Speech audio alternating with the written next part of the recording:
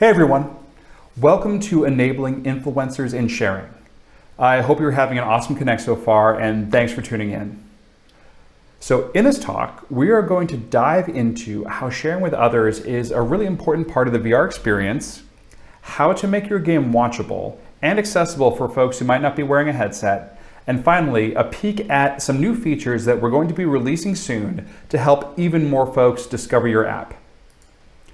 My name is Greg Smith, and I'm a product manager on the VR developer team here at Facebook. My team's focus is to help developers promote their apps by building human connections between users inside and outside of VR. So let's get to it. To tee up what we're going to talk about today, it's really important to understand that our users really care about sharing their VR experience with the people around them.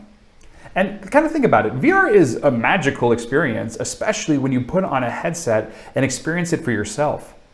That said, for many potential users, the first time they experience VR may be on a 2D surface, either via casting, live streaming, or video on demand.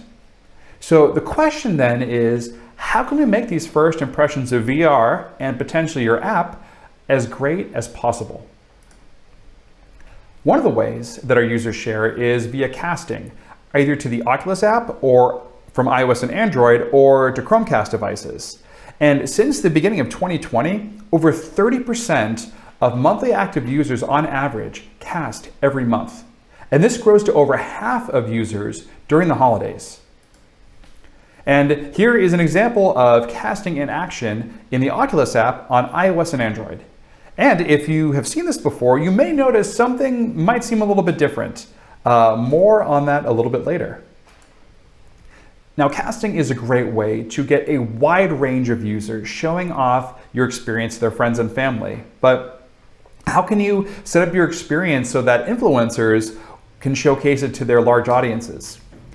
We're going to talk about a few techniques that you can use to make sure your game or experience is watchable and ensuring that the folks watching it have all the context that they need to understand the magic that you've created.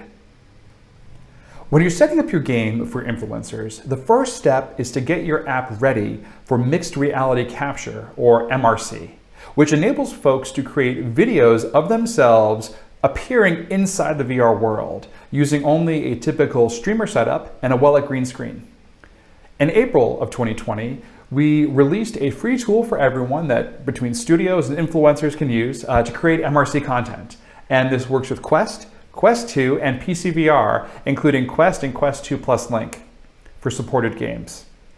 Now, if you're looking to tap into more of a core audience, gaming audience rather, with live streaming, strongly consider having a PC VR, version of your game. So live streaming is long-form content with a heavy reliance on a broadcaster interacting with their audience, as well as high-end visuals. Now, existing broadcaster tools on the PC are very well set up for this, and you don't have to worry about battery life when you're plugged into a PC. Finally, MRC is ready to go for supported PC VR games, including Quest and Quest 2 Plus Link, that integrates easily into popular broadcasting software.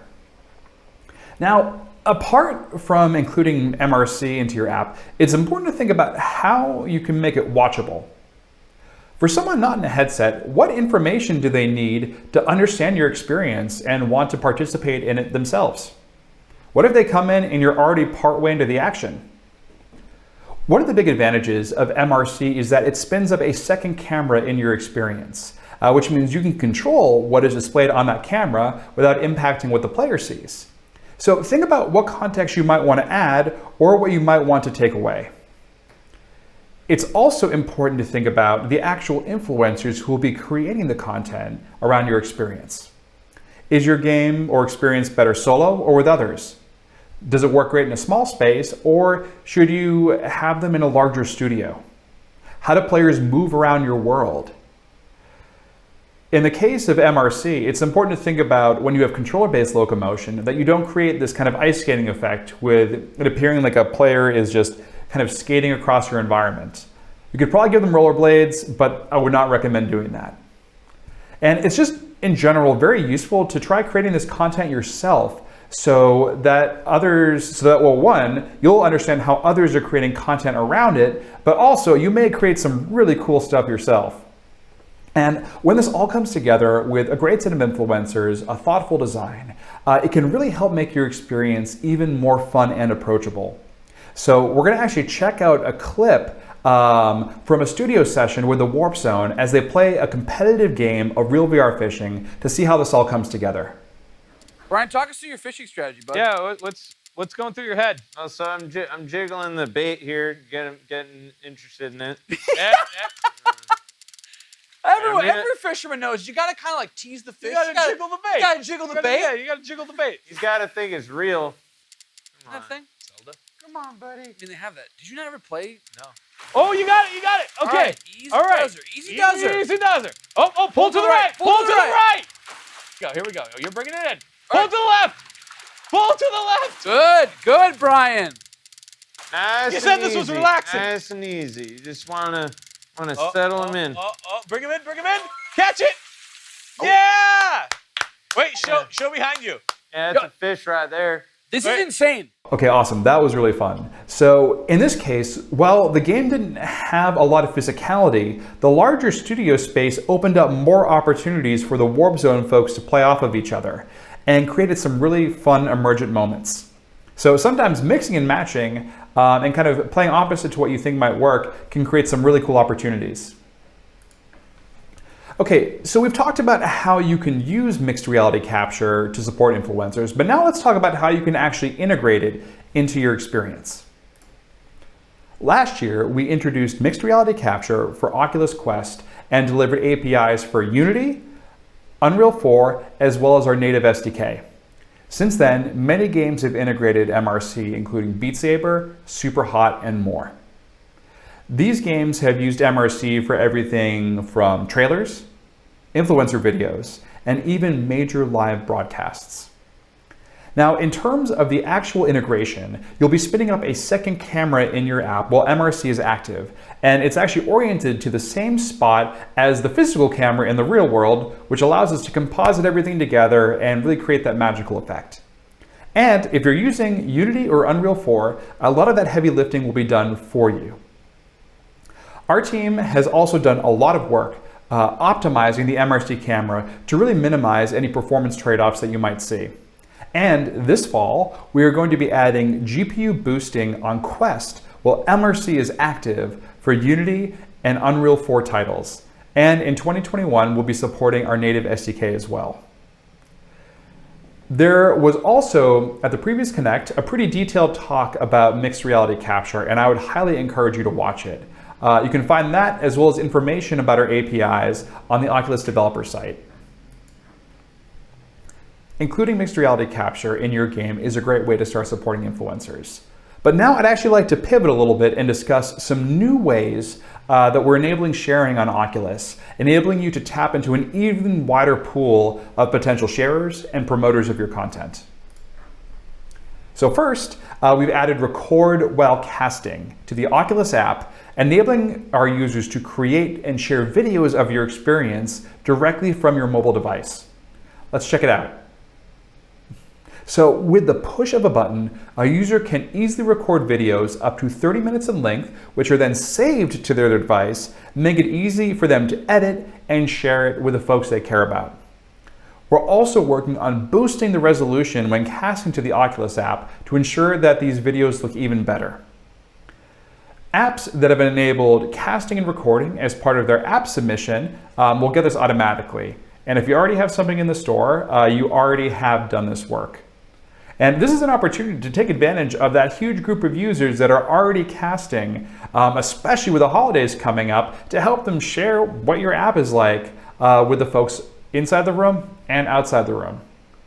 And we're going to be initially rolling this out in the next few weeks. Okay, here's something that I'm really excited to share with you. Spectator mode. So what you're watching now is a prototype of a controllable third-person camera inside Dead and Buried 2. Except the user controlling the camera is not wearing the headset.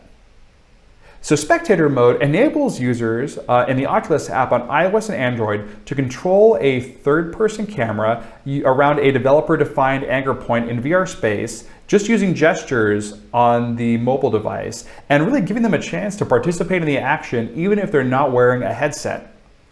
And users can basically rotate the camera around a developer-defined anchor point, kind of in a sphere, and they can zoom in and out based off of a radius defined by the developer. Additionally, developers can define multiple anchor points that users can enumerate through to really enable you to present your experience in the best way possible. And it can also unlock new ways for folks to engage with your content. And the great news is, if you've already integrated mixed reality capture into your application, you're already 80% of the way there, as spectator mode uses a lot of the same APIs as mixed reality capture. This feature is going to work out of the box with record while casting, which enables you to tap into that huge group of casting users, which again, on average, 30% of monthly Quest users since the beginning of 2020, and it goes to over half during the holidays. We are going to be publicly releasing APIs and rolling this feature out in the coming months, so stay tuned. Before we finish, I'd like to highlight a few key takeaways. First, if you have not done so already, take advantage of mixed reality capture in your app. There's benefits today, and you can set yourself up well for the future. Next, think about how you can make your game watchable and what information you might need to convey to someone who's not wearing a headset. Finally, try creating content yourself.